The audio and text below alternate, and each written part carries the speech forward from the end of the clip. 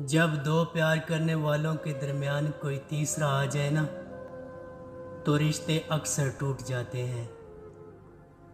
ये दुनिया वाले तो दीवार पे बैठे दो प्यार करने वाले परिंदों को भी उड़ा देती है। दो प्यार करने वालों को चाहिए कि तीसरे की बात ना ही सुने तो बेहतर है।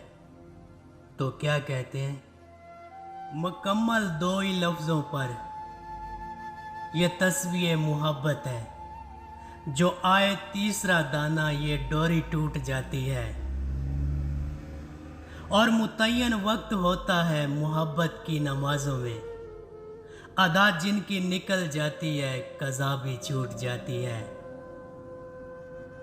और मोहब्बत की नमाजों में अमामत एक को सौंपे, इसे तकने उसे तकने से नीयत टूट जाती है।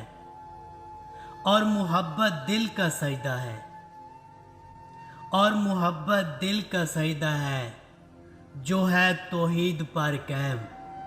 नज़र के शिरक वालों से मोहब्बत रूठ जाती है।